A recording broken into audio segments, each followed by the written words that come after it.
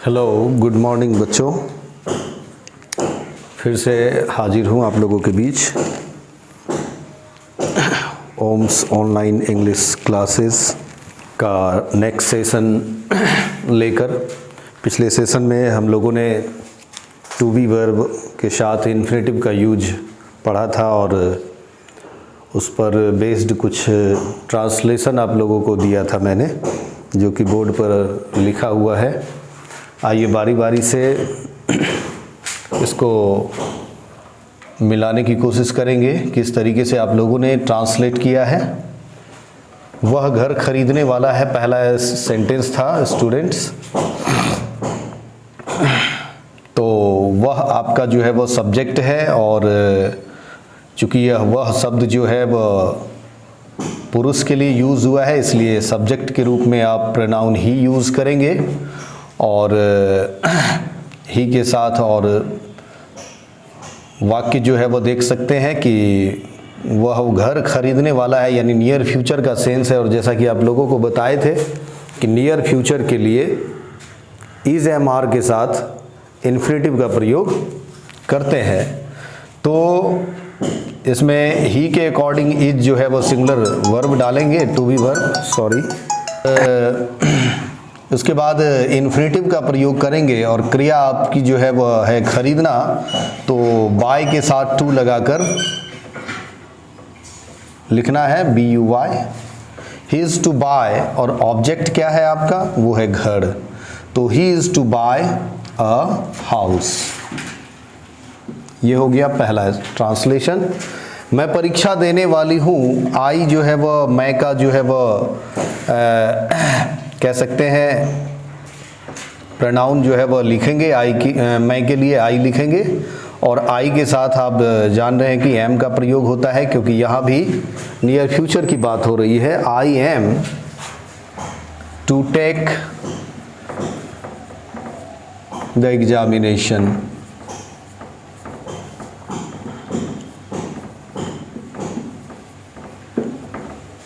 ठीक है, कुछ बच्चे हो सकता है एन एग्जामिनेशन भी लिखे होंगे, लेकिन यहाँ किसी पर्टिकुलर एग्जामिनेशन की बात वो कर रही है, इसलिए द लगाना बेहतर होगा। यानी कि I am to take the examination. ठीक है, तो इसलिए द जो है वो यहाँ पर फिलहाल सही होगा, लेकिन एन एग्जामिनेशन लिखना भी कोई गलत नहीं होता है, लेकिन तब हो जाएगा किसी कोई अन्य परीक्षा, कोई परीक्षा। ठीक है, हम लोग दीपावली मनाने वाले हैं, तो हम लोग के लिए हम लोग प्रोनाउन लिखते हैं वी, और वी के साथ आर का प्रयोग होता है। वी आर टू, और सेलिब्रेट इसका वर्ब है। We are to celebrate Deepawali. We are to celebrate Deepawali, हम लोग दीपावली मनाने वाले हैं। वह मरने को था, यानी ये वो वाक्य है जो आप लोगों को बतलाए थे, वॉज ओवर के साथ लिखना है, जो कि पास्ट में होते होते रह गया या फिर जिसकी जानकारी नहीं है। तो इसके लिए ही अगेन लिखेंगे, और ही के साथ आप जानते हैं कि सिंगुलर फॉर्म पास्ट वाला वॉज यूज होता है। He was to die, he was to die. ठीक है, वे लोग गलती करने वाले थे। डाई, बच्चों ध्यान देंगे, डाई बहुत ही एक स्पेसिफिक वर्ब है, जिसके साथ प्रेपोजिशन के कई सारे वेरिएंट्स जो है वो यूज होते हैं। यानी अलग अलग कंडीशन में डाई के साथ प्रेपोजिशन का काफ़ी ज़्यादा वेरिएशन देखने को मिलता है, और इस वजह से ये काफ़ी कंफ्यूज करता है ना। खास करके कॉम्पिटिटिव एग्ज़ाम में या ऑब्जेक्टिव टाइप के एग्ज़ाम जितने भी होते हैं, उसमें डाई को लेकर के कई सारे जो है वो सिचुएशन, कई सारे कंडीशंस डाल करके प्रेपोजिशंस पूछे जाते हैं। तो इसलिए इसके बारे में भी हम चर्चा करेंगे, लेकिन पहले इस वाक्य को ट्रांसलेट कर लेते हैं। वे लोग गलती करने वाले थे, दे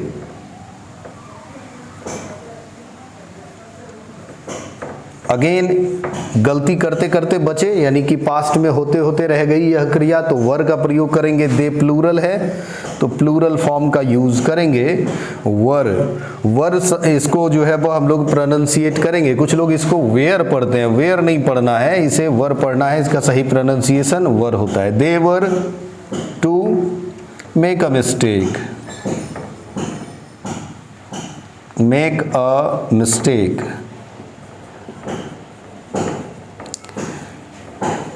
They were to make a mistake। यहाँ भी एक कंफ्यूजन है, पिछले सेशन में भी बतलाए थे और आज के सेशन में भी बतलाएंगे, लेकिन पिछले सेशन से कुछ अलग होगी बात। मेक अ मिस्टेक में कुछ लोग क्या करते हैं, ब्लंडर मिस्टेक लिखते हैं, जो कि एक स्लैंग वर्ड है। ब्लंडर अपने आप में एक बड़ी गलती होती है, तो इसलिए यहाँ मिस्टेक के साथ ब्लंडर का प्रयोग नहीं करना, या तो मिस्टेक लिखना है या ब्लंडर लिखना है। They were to make a blunder, वे लोग बहुत बड़ी गलती करने वाले थे, और वे लोग सिंपली मतलब गलती करने वाले थे तो वहां पर मिस्टेक लिखते हैं। लेकिन ब्लंडर मिस्टेक का एक साथ प्रयोग गलत होता है, इसे स्लैंग माना जाता है। इस चीज को ध्यान में रखेंगे कि ब्लंडर मिस्टेक लिखना अपने आप में एक ब्लंडर है, ठीक है। तो इससे बचेंगे हम लोग, या तो ब्लंडर लिखेंगे, मेक या मेड जो भी हो फॉर्म, यहाँ फिलहाल मेक है, मेक अ ब्लंडर, या नहीं तो मेक अ मिस्टेक, ठीक है। क्लियर हुई बात। अब बात कर रहे थे डाई की। डाई भी बहुत ही इंपॉर्टेंट है। देखिए, मेरी कोशिश रहती है कि भले ही चैप्टर कोई भी पढ़े, लेकिन उसमें अगर बाय चांस कोई ऐसा शब्द आता है जिसको लेकर के एग्ज़ाम में उसे काफ़ी इम्पॉर्टेंट माना जाता है, एग्ज़ाम में उसको लेकर के काफ़ी कंफ्यूजिंग जो है वो क्वेश्चंस पूछे जाते हैं, तैयार किए जाते हैं, तो फिर उसके बारे में मैं साथ ही साथ जो है वह उसकी जानकारी आप लोगों को देने की कोशिश करता रहता हूं। तो इसलिए इस पर खास ध्यान रखेंगे। ये जो डाई के साथ हम प्रेपोजिशनल यूज़ की बात कर रहे हैं, ये बहुत ही इम्पॉर्टेंट कह सकते हैं कि इशू है। अगर इसको अभी ध्यान से पढ़ेंगे तो जब प्रेपोजिशन का चैप्टर स्टार्ट होगा तो वहाँ ये सारी चीज़ें आपको काफ़ी इजी लगेंगी, क्योंकि देखा गया है कि स्टूडेंट्स को सबसे ज़्यादा ग्रामर में सबसे ज़्यादा जो डिफ़िकल्ट चैप्टर लगता है वो प्रेपोजिशन का लगता है। बिल्कुल एक पजल के जैसा उसको लगता है कि कब, कहाँ, कैसे, किस कंडीशन में प्रेपोजिशन का यूज़ होना चाहिए। तो अब देखिए, डाई के साथ देखिए ऑफ का प्रयोग होता है अगर मौत का कारण जो है वो कोई बीमारी हो। Die of cancer, died of कोविड-19, अभी काफ़ी ये ट्रेंड कर रहा है बच्चों। तो ये भी एक प्रकार की डिजीज़ है, डिजीज़ का नाम है, और कैंसर भी डिजीज़ का नाम है, या फिर डायबिटीज़ हो, या फिर कोई भी कॉलरा हो। तो बीमारी का नाम जैसे ही आएगा तो डाई के साथ प्रेपोजिशन लगेगा ऑफ। लेकिन मौत का कारण अगर हंगर हो, यानी कि भूख, थर्स्ट हो, प्यास, THIRST है बच्चों, थर्स्ट, हंगर हो गया भूख और थर्स्ट हो गया प्यास।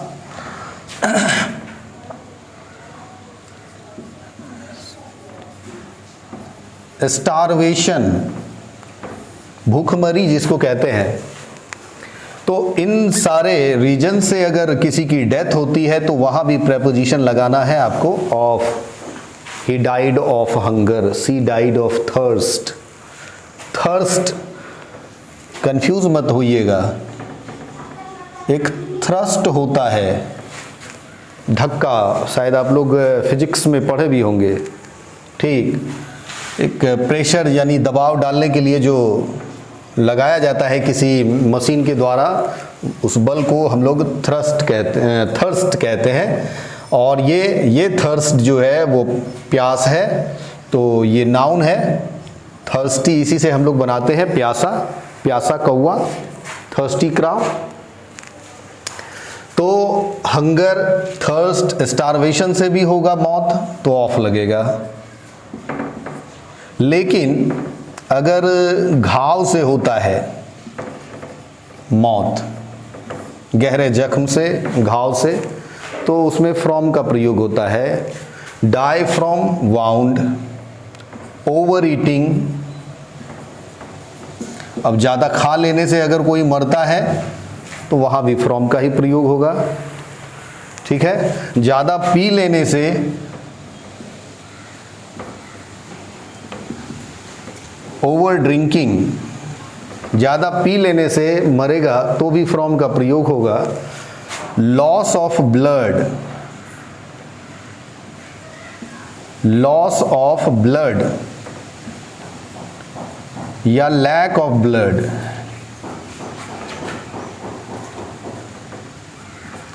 लैक ऑफ ब्लड, अगर खून की कमी से मरे, लैक समझिए, लैक मीन्स होता है कमी या अभाव, और लॉस हो गया हानि, यानी कट जाने से, खून का बह जाना, खून बहने से, जिसको कि हम लोग ब्लीडिंग कहते हैं। कुछ लोग उसको ब्लडिंग पढ़ते हैं, ब्लडिंग नहीं होता है, ब्लीडिंग सही टर्म है। अगेन ये एक स्लैंग वर्ड है। तो loss of blood and lack of blood, दो अलग अलग टर्म है। इसमें खून की कमी हो जाती है, जिसको हम लोग और रक्तता के नाम से भी जानते हैं, एनीमिया भी कहते हैं। तो एनीमिया नेम हो गया डिजीज का, तो फिर तो ऑफ लगेगा। लेकिन अगर इनडायरेक्ट वे में, अगर उसका नाम नहीं लिखा हुआ, इनडायरेक्ट वे में अगर कहा जाता है लैक ऑफ ब्लड, खून की कमी से मरा, तो उसमें फ्रॉम का प्रयोग करेंगे बच्चों, डाई के बाद। काफ़ी ज़्यादा वेरिएशन आपको देखने को मिलेगा। अगर कोई सुसाइड से मरा,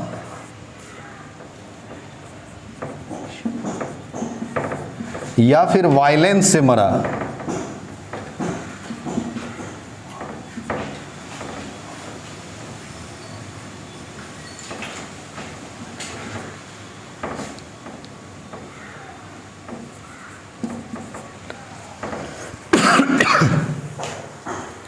सुसाइड से अगर मरा या वायलेंस से मरा, तो भी बाय का प्रयोग होगा, डाइड बाय सुसाइड। आपने सुना होगा हाल ही में सुशांत सिंह राजपूत आत्महत्या से मरे थे, तो हम लिख सकते हैं कि Sushant Singh Rajput died by suicide, of suicide वहाँ नहीं चलेगा, ठीक है। वायलेंस हिंसा को कहते हैं, और डाई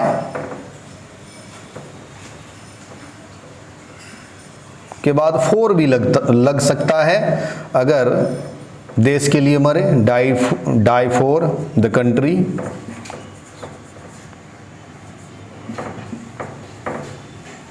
लवर, प्रेमी या प्रेमिका के लिए, बिलव्ड भी लिख लीजिए, प्रेमिका भी लिख लीजिए।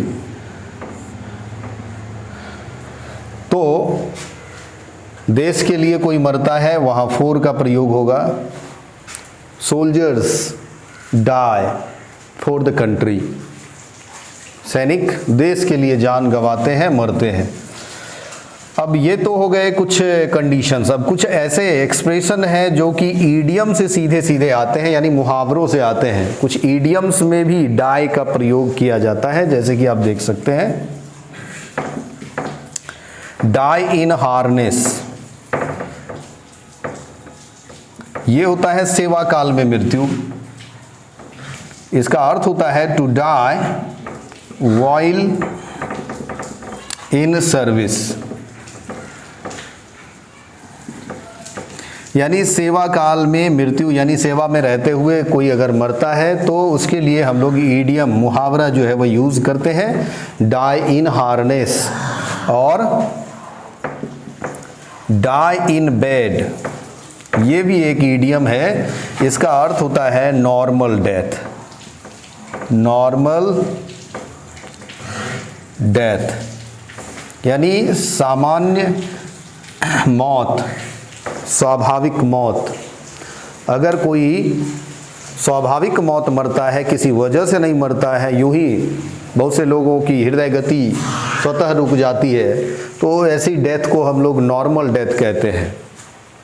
ठीक है, तो आप देख सकते हैं कि डाई के साथ कितने ज़्यादा जो है वह प्रेपोजिशन के वेरिएंट्स यूज़ किए जाते हैं, और ये एग्ज़ाम में काफ़ी कंफ्यूज करते हैं स्टूडेंट्स को। तो अगर इन चीज़ों को अभी से ध्यान में रखेंगे तो एग्ज़ाम में काफ़ी आपको ये आसान लगने लगेगा। ठीक है, तो इसी कारण से मैंने इसे बताया। डाई इन हार्नेस, फिर से इसको लिख सकते हैं, जो ईडियम है उसके मीनिंग जो है थोड़े से हटकर होते हैं, यानी कि इनमें लेटरल मीनिंग का जो है वो कोई महत्व नहीं होता है, इम्प्लाइड मीनिंग काम करता है, इसलिए इसका हिंदी ही लिख लें तो अच्छा रहेगा। To die while in service यानी सेवा काल में मृत्यु, सेवा काल में मृत्यु, इसको लिख सकते हैं सेवा काल में मृत्यु। डाई इन बेड, स्वाभाविक मौत।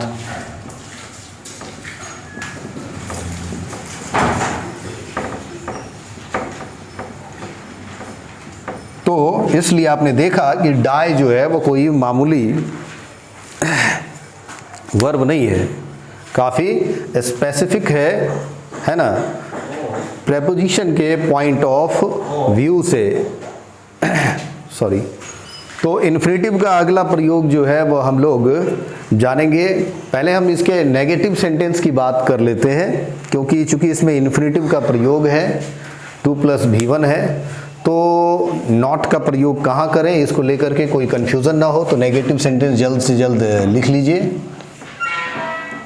नेगेटिव सेंटेंस के लिए स्ट्रक्चर ये होगा, नेगेटिव सेंटेंस है ये, इसका स्ट्रक्चर हो जाएगा subject plus to be verb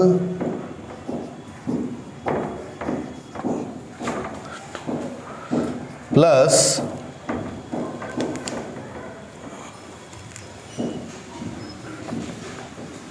not plus infinitive यानी 2 + V1, उसके बाद ऑब्जेक्ट।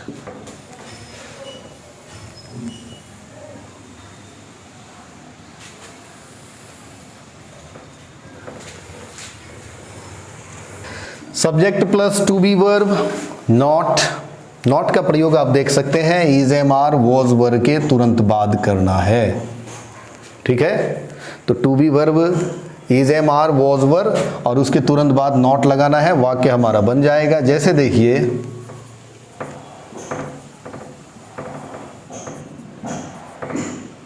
दुकानदार लोग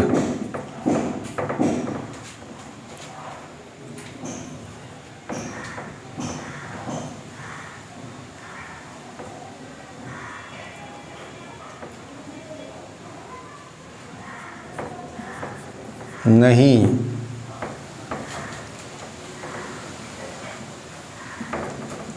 मानेंगे या नहीं मानने वाले हैं, ऐसे भी लिख सकते हैं। नियर फ्यूचर, नहीं मानने वाले हैं। हालांकि पहले भी जो लिखे थे नहीं मानेंगे, उसको भी इसी तरीके से लिख सकते हैं, क्योंकि नियर फ्यूचर की ही बात हो रही है। तो दुकानदार लोग नहीं मानने वाले हैं, किसी खास दुकानदार लोगों की बात हो रही है, किसी खास ज़िले में, किसी खास शहर में, तो इसलिए दौ लगा सकते हैं बच्चों। द शॉपकीपर्स,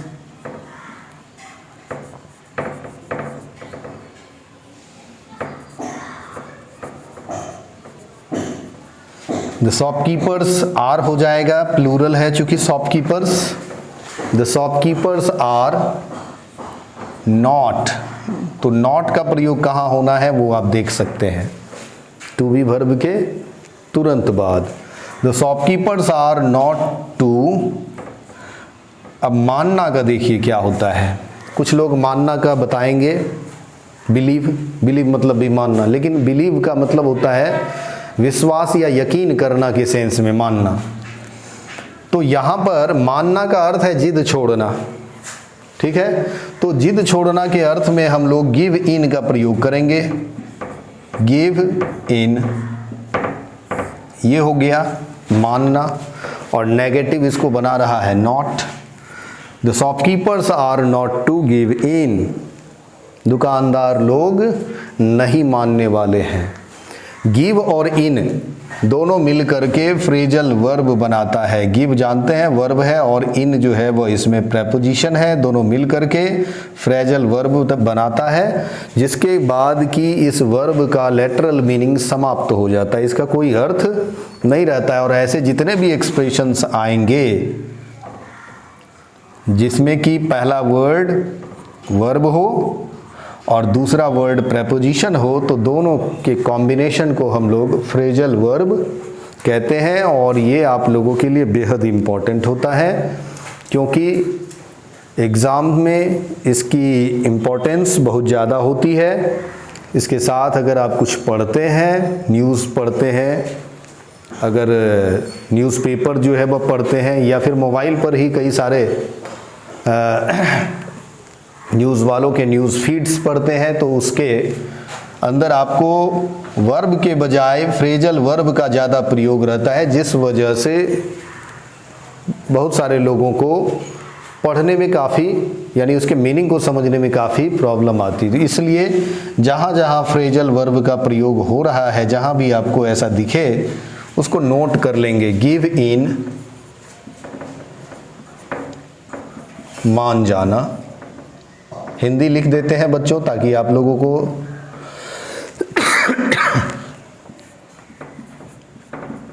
सहूलियत हो। मान जाना, गिव इन। जिद छोड़ना लिख लीजिए ब्रैकेट में, जिद छोड़ना, जिद छोड़ना।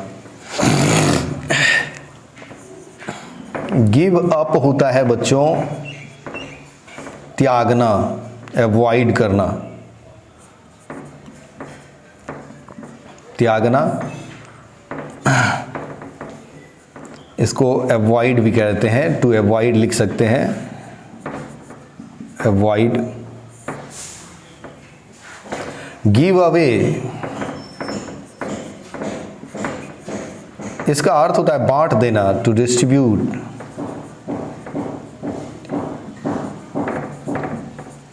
बांटना।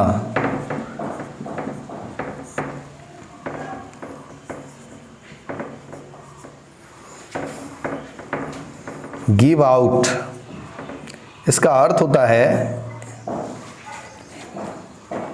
एमिट, उत्सर्जित करना,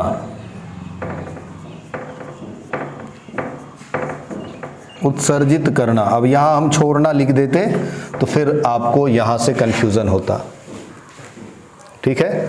तो गिव आउट का अर्थ होता है उत्सर्जित करना। जैसे व्हीकल्स सड़क पर ढेर सारे चलते हैं, आप देखते होंगे कि वे अगर पुराने व्हीकल्स हैं तो बहुत ज़्यादा जो है वो स्मोक क्या करते हैं, गिव आउट करते हैं, यानी उत्सर्जित करते हैं, ठीक है ना।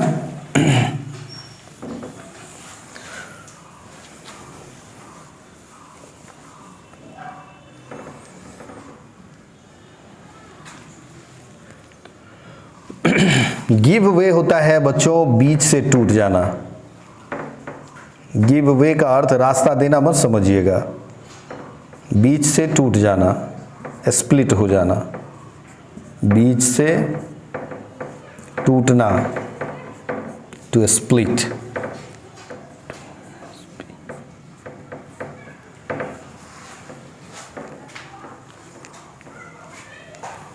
Give way.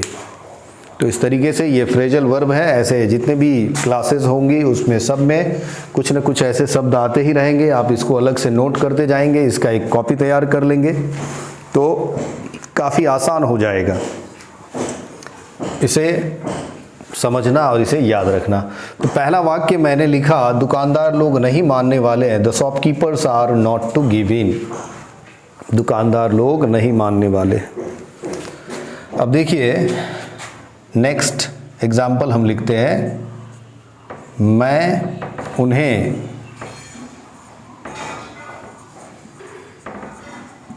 आमंत्रित नहीं करने वाला हूँ। आई एम नॉट हेल्पिंग वर्ब जैसे लिखे टू बी वर्ब, उसके तुरंत बाद नॉट लगा देना है। स्ट्रक्चर में आप देख सकते हैं, आई एम नॉट टू, और इनवाइट का प्रयोग यहाँ करेंगे आमंत्रित करने के सेंस में, इनवाइट। और उन्हें हैं तो हिम या देम लिख सकते हैं। अगर एक से अधिक व्यक्ति से हमारा तात्पर्य है तो देम लिखेंगे, एक व्यक्ति से तात्पर्य है तो हिम भी लिख सकते हैं। I am not to invite them. तो इस तरीके से नेगेटिव सेंटेंस आपको पूरी तरह से समझ में आ गया होगा।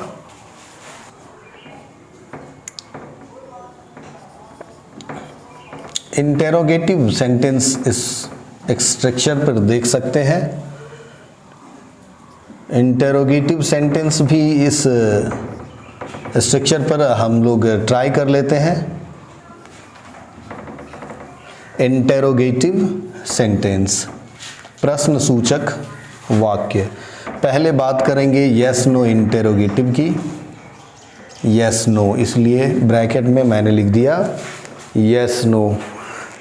आप लोगों को पता होगा कि इंटेरोगेटिव सेंटेंस बेसिकली दो टाइप के होते हैं।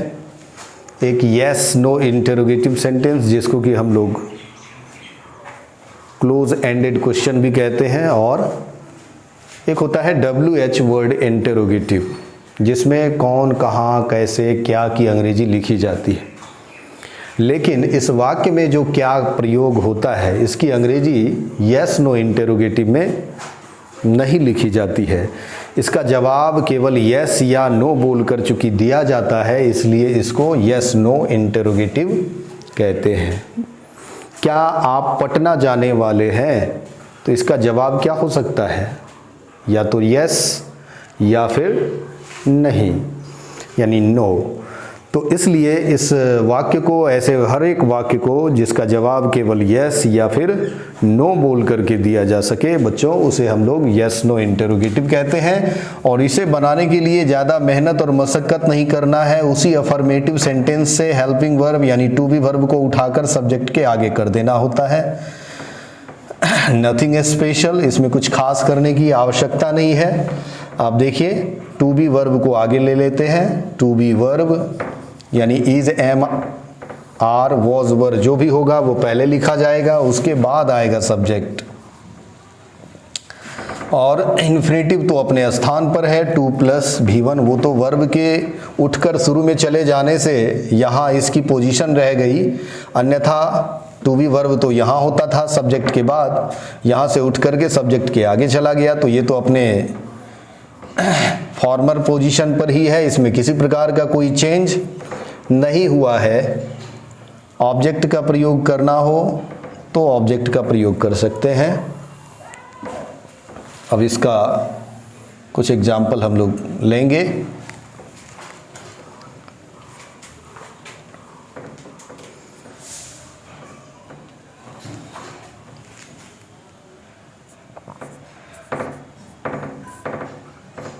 क्या आप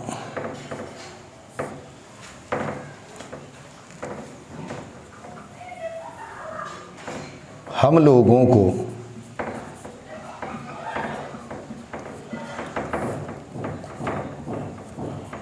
ऑनलाइन पढ़ाने वाले हैं?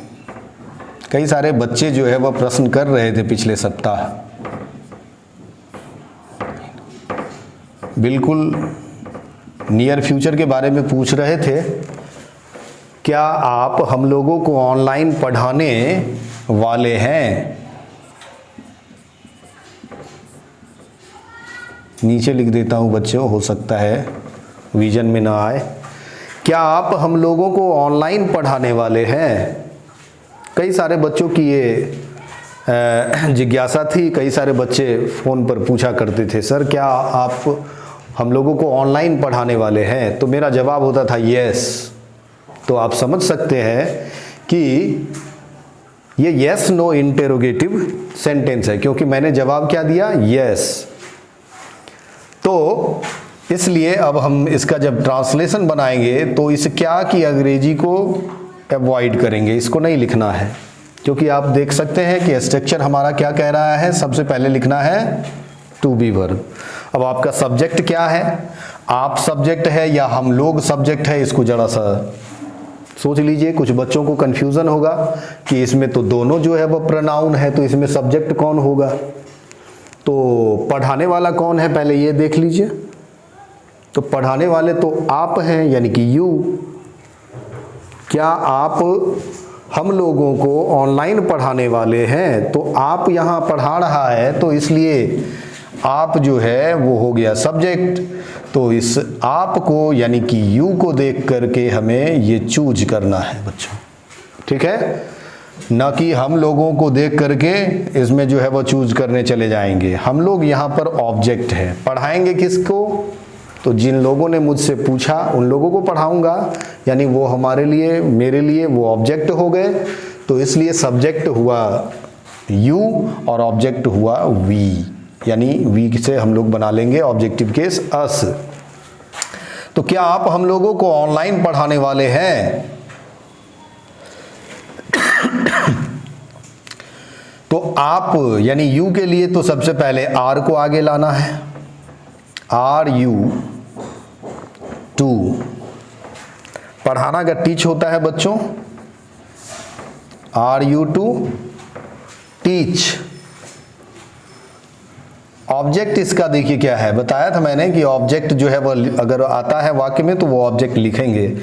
तो यहाँ पर कुछ बच्चे गलती से, हो सकता है हम लोग चूंकि हिंदी रटे हुए होते हैं तो हम लोगों का वी मीन्स हम लोग पढ़े होते हैं, तो वो बिना सोचे समझे यहाँ वी लिख देते हैं, लेकिन ऐसी गलती नहीं करनी है। हमने यहाँ पर सब्जेक्ट लिखा है, ये आपको नॉमिनेटिव केस हुआ। आप लोगों को नॉमिनेटिव केस और ऑब्जेक्टिव केस पूरी तरह से बता चुका हूं मैं, और अच्छे तरीके से शायद आप लोग समझ भी गए होंगे, तो इसलिए आप लोगों को खास दिक्कत नहीं होनी चाहिए। हम लोग यहाँ ऑब्जेक्ट है तो वी का ऑब्जेक्टिव केस लिखना है, ना कि सब्जेक्टिव केस। तो वी का ऑब्जेक्टिव केस होता है बच्चों अस। तो इसलिए are you to teach us, और कैसे पढ़ाने वाले हैं? ऑनलाइन। क्या आप हम लोगों को पढ़ाने वाले हैं? और क्या आप हम लोगों को ऑनलाइन पढ़ाने वाले हैं? दोनों में फ़र्क देखिए बच्चों।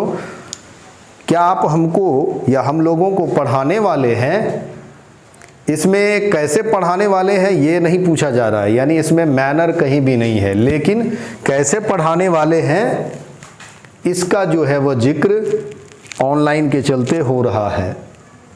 तो एडवर्ब ऑफ मैनर के रूप में इसको लास्ट में लिखेंगे, are you to teach us online. ये एडवर्ब हो गया, ठीक है। Are you to teach us online. क्या आप हम लोगों को ऑनलाइन पढ़ाने वाले हैं? समझ में आई बात, ठीक है। तो इस तरीके से यस नो इंटेरोगेटिव वाक्यों का आप ट्रांसलेशन जो है वह कर सकते हैं। एक और एग्जांपल लेंगे पास्ट से।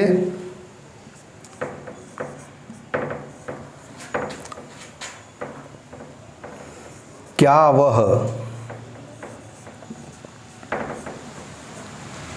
आत्महत्या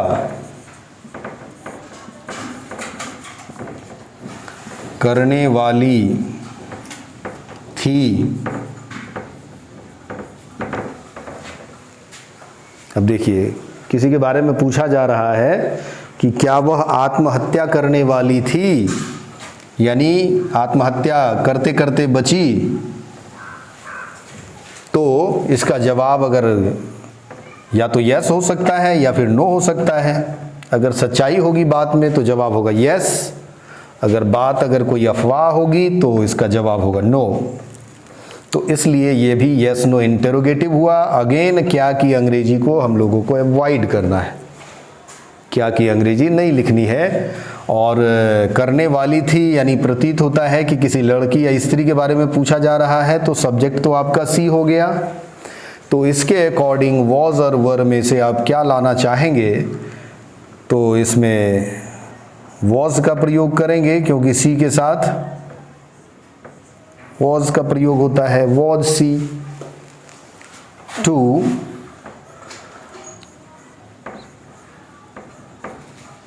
कमिट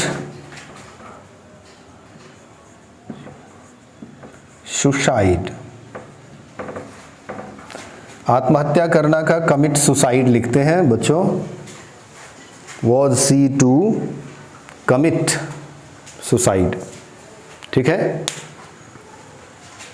कमिट का एक और अर्थ भी होता है,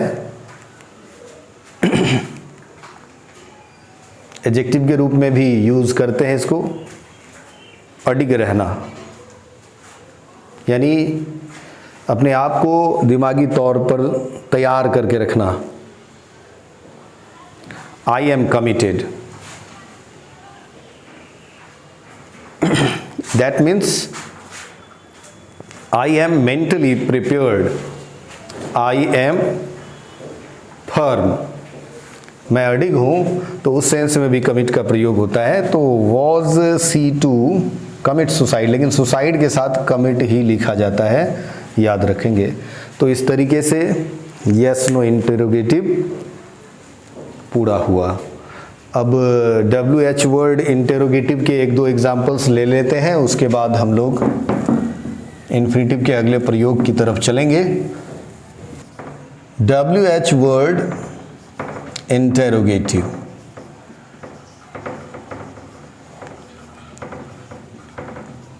जो दूसरा काइंड आप लोगों को बतलाए इंटेरोगेटिव सेंटेंस का, वो है WH वर्ड इंटेरोगेटिव। इसमें WH वर्ड क्वेश्चन वर्ड है, जो कि आप लोग इंटेरोगेटिव प्रोनाउन में पढ़ चुके हैं। Who, what, why, when, where, whom, whose, etcetera. तो WH वर्ड इंटेरोगेटिव का मतलब ये हुआ कि इसका जवाब, ऐसे प्रश्नों का जवाब आप यस या नो बोलकर नहीं दे सकते बच्चों। जैसे आपको कब जाना है, आपको कहाँ जाना है, इसका जवाब आप यस बोल करके नहीं दे सकते, बल्कि आपको टाइम और डेस्टिनेशन रेस्पेक्टिवली दोनों सेंटेंस में बताना होगा। आपको कब जाना है, समय बताइए, आपको कहाँ जाना है, डेस्टिनेशन बताइए। तो इसलिए ऐसे इंटेरोगेटिव सेंटेंस को हम लोग WH वर्ड इंटेरोगेटिव सेंटेंस कहते हैं। और इसका जो स्ट्रक्चर होता है बच्चों, इसमें सबसे पहले WH वर्ड लिखा जाता है, यानी व्हाट, व्हेन, वेयर, व्हाई जैसे शब्द, यानी इंटेरोगेटिव प्रोनाउन WH वर्ड लिखे जाते हैं सबसे पहले।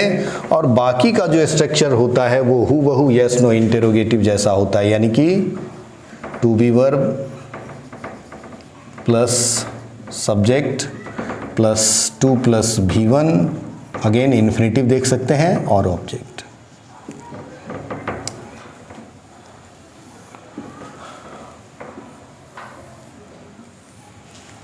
एग्जाम्पल देखेंगे। कभी कभी हम लोग अपनी मम्मी को कहते हैं, मम्मी मॉर्निंग में मुझे जगा देना, ठीक है, किसी इम्पोर्टेंट काम से जाना है। तो मम्मी पूछती है तुम्हें कब जगना है, यानी कि कितने बजे, ठीक है। तो अब आपको वो समय बताना होगा, केवल यस बोल देंगे तो काम नहीं चलने वाला है। मम्मी कहेगी तुम्हें कब जगना है, और आप कहेंगे यस, तो मम्मी कहेगी कि सटक गया ये तो इसलिए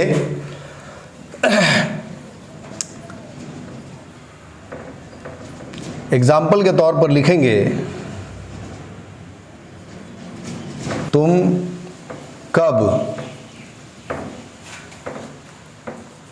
पटना जाने वाले हो, पटना जाने वाले हो, तुम कब पटना जाने वाले हो।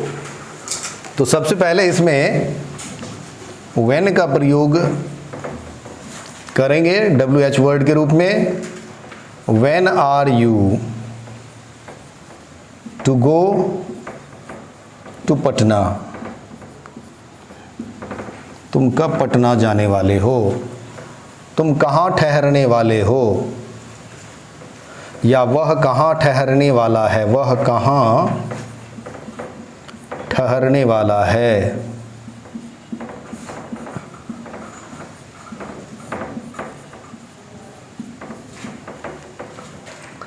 इसमें देखिए WH वर्ड वेयर आएगा, कहाँ के लिए, वेयर, और सब्जेक्ट आपका है ही, तो इसके अकॉर्डिंग इज को आगे ले आइए। वेयर इज ही, और ठहरना का होता है स्टे, तो इन्फिनेटिव के रूप में लिखिए to stay. Where is he to stay,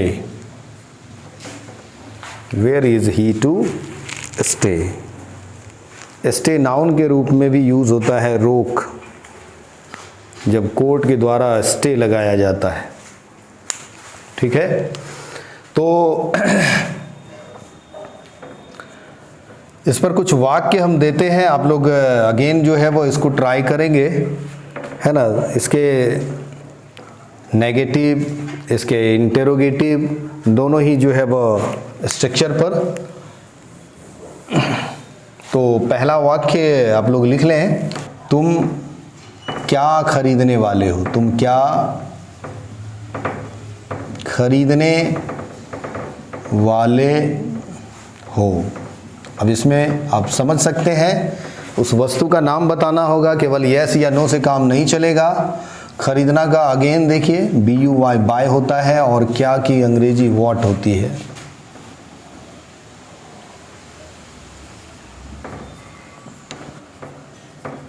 क्या करने वाली थी,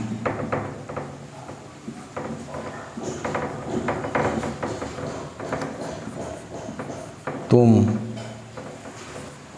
कब लौटने वाले हो।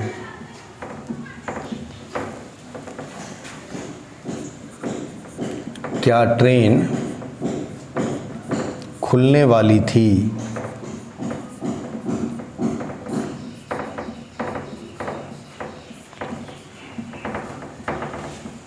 लौटने में गेट बैक का प्रयोग करेंगे। अगेन गेट बैक जो है वह आप समझ सकते हैं, गेट वर्ब है और बैक प्रेपोजिशन है, तो ये फ्रेजल वर्ब हुआ।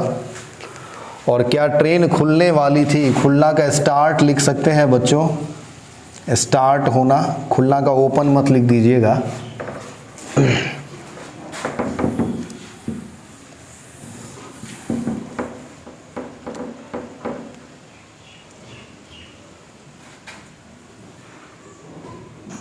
वह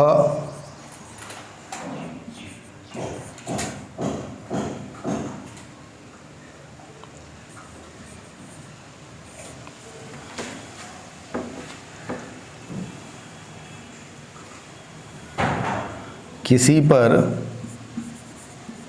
हमला करने वाला नहीं था। अटैक, अटैक के बाद ऑन का प्रयोग मत कीजिएगा। किसी पर का एनीवन लिखेंगे, चूंकि नेगेटिव लिखेंगे आप, अन्यथा नो वन भी लिख सकते हैं नॉट हटाकर। तो जब नॉट प्रयोग कर लेंगे तो एनीवन लिखेंगे, और अगर नॉट हटा देंगे तो आप नो वन का प्रयोग कर सकते हैं ऑब्जेक्ट के रूप में। Attack no one, not to attack anyone. ठीक है बच्चों, तो आज के लिए बस इतना ही। फिर से मिलते हैं अगले सेशन में, तब तक के लिए गुड बाय।